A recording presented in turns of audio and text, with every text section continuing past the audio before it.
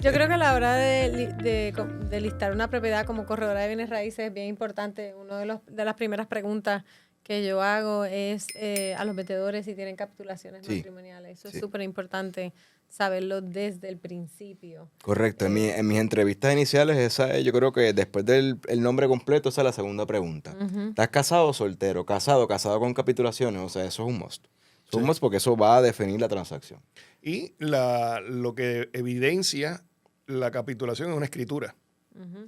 Las capitulaciones matrimoniales, buena pregunta. Las capitulaciones matrimoniales en Puerto Rico están regidas por el Código Civil y uno de los requisitos es que son mediante la escritura pública. Correcto. A diferencia de otras jurisdicciones, donde las capitulaciones es un contrato, la mayoría de las jurisdicciones de Estados Unidos es un contrato privado, en su mayoría notarizado, ¿verdad? Pero no es una escritura pública ¿verdad? Con los requisitos que tienen en Puerto Rico. Ujú. Y es otro test siempre que hay que hacer, ¿verdad? Sí, ¿de dónde son? Ujú.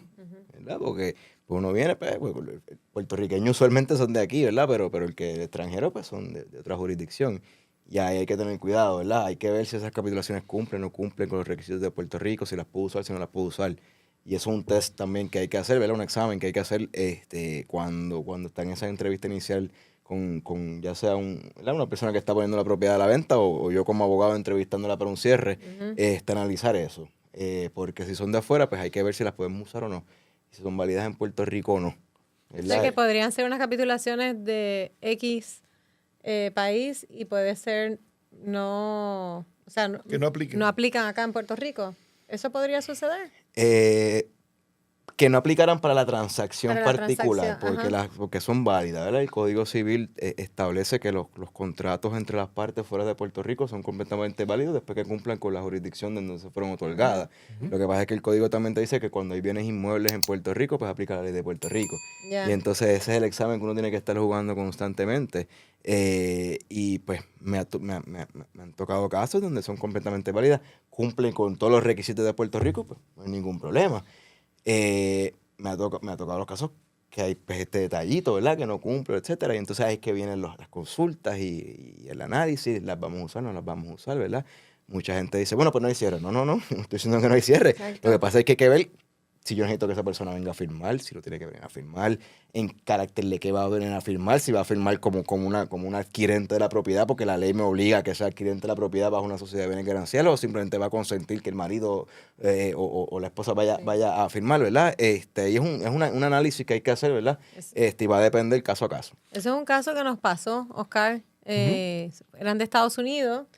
Él tenía capitulaciones matrimoniales, pero a ella sí la citaron para que En el firmara. cierre tuvo En que el cierre. firmar consintiendo de que esa transacción era una transacción privada de su cónyuge. Ujú. O sea, de su Probablemente esas capitulaciones a lo mejor tenían algún defecto a nivel local de Puerto Rico y ese notario, ese abogado dijo, la manera correcta de hacer esto es para evitar transparencia total que consienta que esto es un bien privativo de su esposo. Como estábamos hablando ahorita, de todo lo que tiene que ver con las propiedades, si uno de los dos no tiene un buen crédito y no tienes las capitulaciones, entonces ya no puedes comprarte tu casa. No, ¿verdad? Hay otras herramientas, pero usualmente sí. es lo correcto y de nuevo, volviendo al principio, o sea, es un contrato. Es un contrato, nosotros pactamos ahí lo que queramos pactar. Si lo que queremos es que a nivel financiero de crédito esa es la única separación, pues eso es lo que ponemos. O sea, muchas veces pues, la gente dice, mira, esta es la separación de bienes, pero para nivel contributivo, nosotros vamos a radicar planilla juntos. Vamos a hacer, o sea, tú pactas ahí lo que es un contrato. Sí, Al no, y hay final del muchas día. personas que Entre las tienen, partes, sí. nosotros hemos visto casos que tienen separación de bienes, capitulaciones matrimoniales y compran 50% cada uno. Ujú. Y entonces tú dices, pues están revertiendo a la sociedad de gananciales, pero por otras razones es que entonces le hace más sentido hacerlo mediante capitulaciones. Correcto. Y eso del por ciento, cuidado, porque eso muchas veces las preguntas que nos hacen los clientes, bueno, pero es que pues 50-50. No Cuando hay sociedades necesariamente. gananciales, no. O sea, la sociedad, y esto a veces es complicado de explicarse a los clientes porque no tienen la preparación académica para entenderlo, pero cuando tú compras una propiedad bajo la sociedad de bienes gananciales, tú no tienes un 50 ni el otro tiene un 50. La sociedad de gananciales tiene el 100% de la Exacto. propiedad. Ujú. Y en un divorcio, en una liquidación, ¿verdad? En una muerte, Dios no lo quiera, ahí tú tienes que liquidar y entonces demostrar, bueno, pues entonces pues esto era y distribuir, ¿verdad? Esa propiedad y liquidarla, ¿verdad? Y no necesariamente va a ser un 50%, ahí vienen las demandas y yo aporté tanto, lo que hablamos al principio y cuánto, el ejemplo que me dieron de los papás, ¿verdad? Y cuánto aportó fulano, cuánto aportó mengano, ¿verdad? Y viene una serie de repercusiones porque pues, el 100% es de la sociedad. A diferencia de cuando tienes capitulaciones que tú dices, bueno, pues usualmente lo que se ve es 50-50, mitad y mitad, ¿verdad? Y aportan mitad y mitad, o uno aporta más que el otro, o la otra aporta más que el otro, pero también puede hacer 10% y 90% porque también se ve. Claro. Eso tú no lo puedes hacer en una sociedad de bienes gananciales. Una sociedad de bienes gananciales, independientemente de lo que aporte uno o el otro, el 100% es de la sociedad.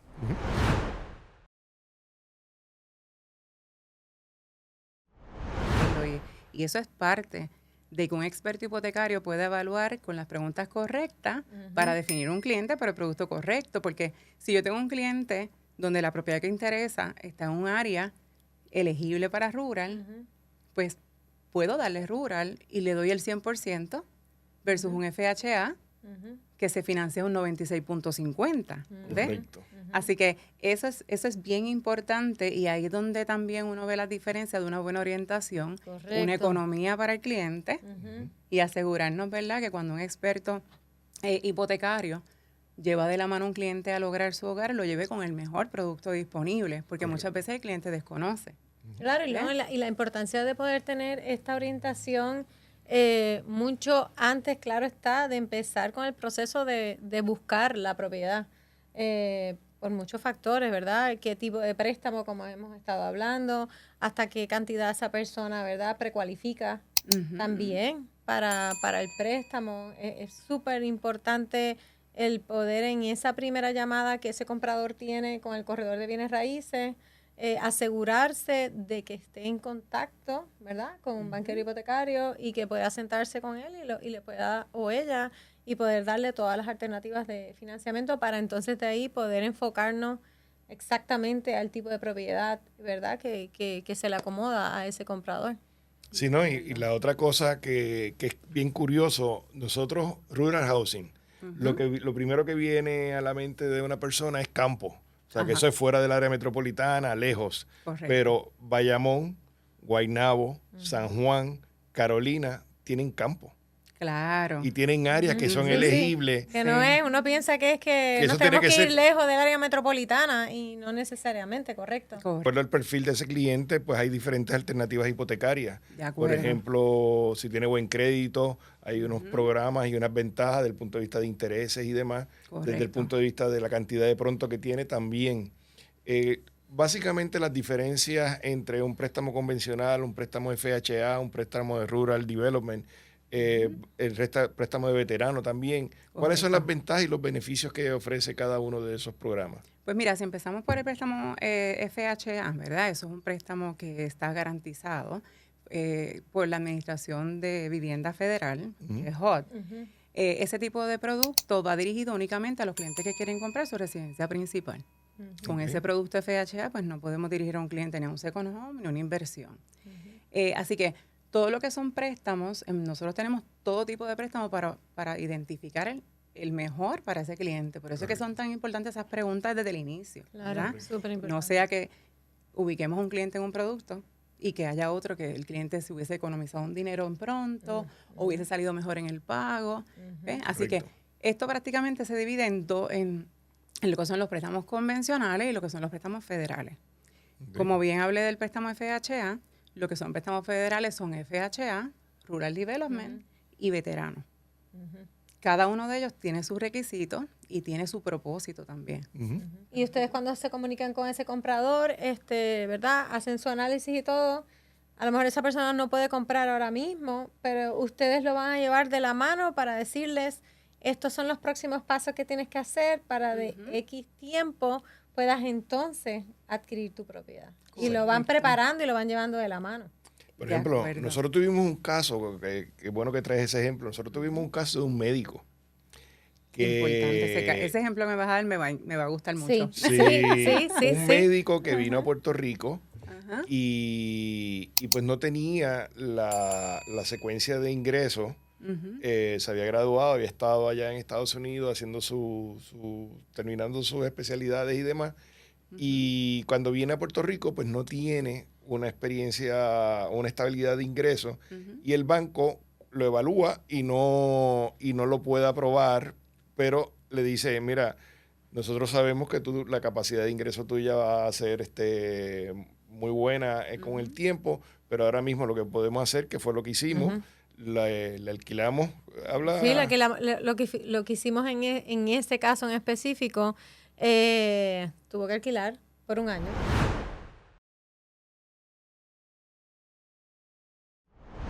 Porque entonces estamos viendo últimamente esta tendencia de que están las personas buscando más seller financing. O sea, si vemos que estoy viendo que hay riesgo, ¿verdad? Como todo en la vida, hay riesgo.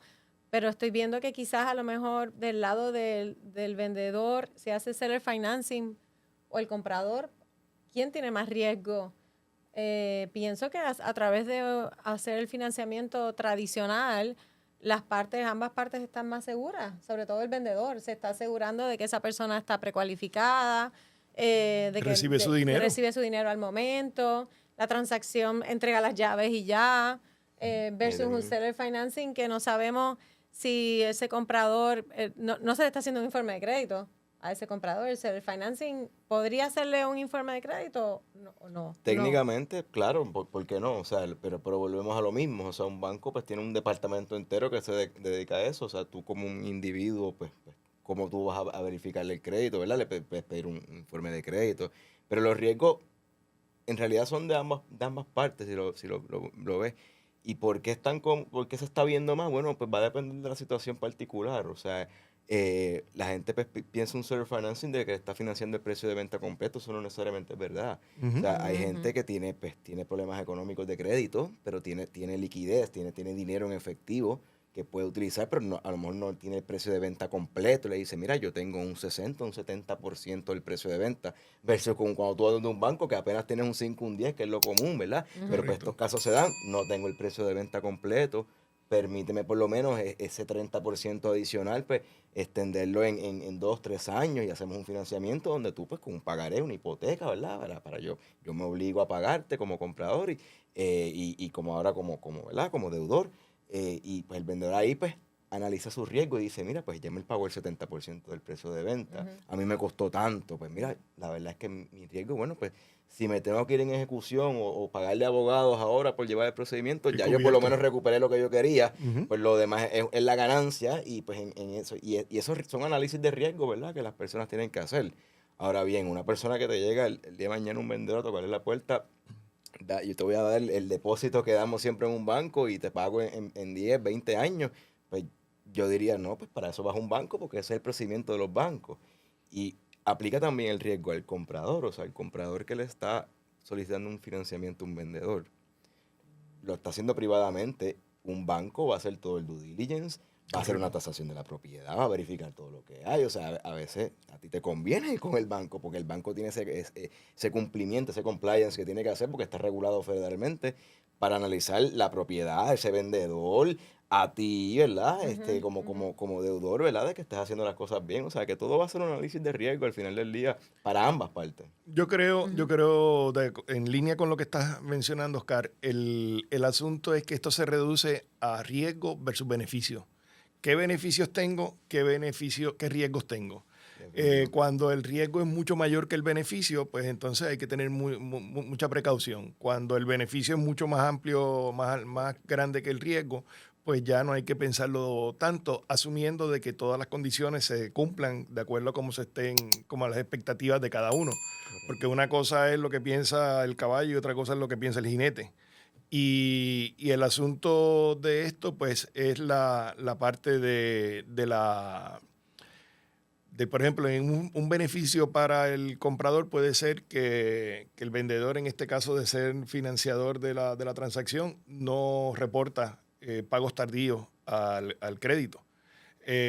Un beneficio para el vendedor puede ser que no tiene que reconocer la venta en un solo pago, sino que puede diferir el recibo de la venta, y entonces en esa misma proporción también va a tener un beneficio contributivo para diferir sus contribuciones.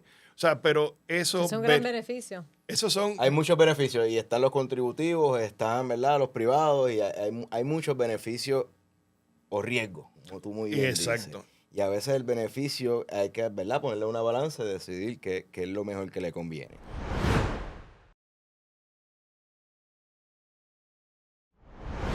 El fundamento o el propósito de una inspección es identificar que las partes, los componentes de la estructura estén de manera funcional. Es así. No necesariamente cosmético, sino funcional. No. Exacto. Que existen profesionales como usted que se dedican a eso y hacen el trabajo de una forma excelente, y que estamos, como en algún momento la profesión de bienes raíces estaba desregulada y se reguló para profesionalizarlo. En ese proceso está también las inspecciones, los inspectores. Cuando hacemos estas inspecciones para los compradores es para que puedan saber si hay algún vicio oculto, que nosotros, ¿verdad?, no lo podamos ver a simple vista, o si es algo donde puede perjudicar a la persona, ya sea a nivel de salud o atentar, ¿verdad?, contra la vida de la persona. Es correcto. Y dijiste ahorita vicios ocultos. Ni el corredor ni nosotros vamos a poder detectar un vicio oculto. Está oculto. Pero sí vamos a ver lo que me acabas de mencionar. Elementos de seguridad hacia el ocupante o de seguridad de la propiedad. En tasación hay algo que le llaman security, safety and soundness. Nosotros también dejamos llevar un poco por eso. Elementos de seguridad, una filtración. Eso es algo que hay que atender. ¿Cuáles son los problemas más comunes que puedes compartir con nosotros? Comunes, filtración de techo. Típicamente la gente no entra, no sube, no mira cómo está su techo, no mira los desagües, y empozamiento de agua causa un efecto en el techo. Por ahí. Y segundo, en Puerto Rico, lo que es la humedad. La humedad, la gran mayoría de las propiedades que uno se visita, nosotros hacemos pruebas de humedad en la superficie, y casi todas dan un % bastante alto. Ya un X% para arriba comienza a salir esa mancha. Antes de llegar al hongo sale una mancha como amarilla. Esa mancha amarilla se va convirtiendo media un poquito verde y después termina siendo bastante negra, que ahí es el hongo. Y el hongo, ahorita hablamos de security, safety and soundness. El hongo cae dentro de una de esas, lo que es seguridad del ocupante. No queremos hongo en las propiedades. Correcto. Y eso casi siempre cuando tú llegas a la propiedad, y más a las vacías, tú la abres, rápido tienes un olor, ¿verdad?, de que no es normal. Y rápido te das cuenta de que algo está pasando. Algo está pasando. En las inspecciones donde hay situaciones eléctricas o de plomería, ese tipo de que ustedes encuentran, ustedes al informarle al cliente, ya sea el vendedor o comprador, o ustedes se lo dicen a ellos, o ustedes entonces buscan a un plomero o un electricista para que vea la situación. No. Nosotros recomendamos. El inspector no debería llegar a una casa, hacer su inspección y decirle, tienes 3 reparaciones, yo me dedico también a reparar esto, vamos a repararlo. No, la ética evita eso. Nosotros vemos si identificamos algún daño en el sistema eléctrico o de plomería, solamente observamos y levantamos bandera.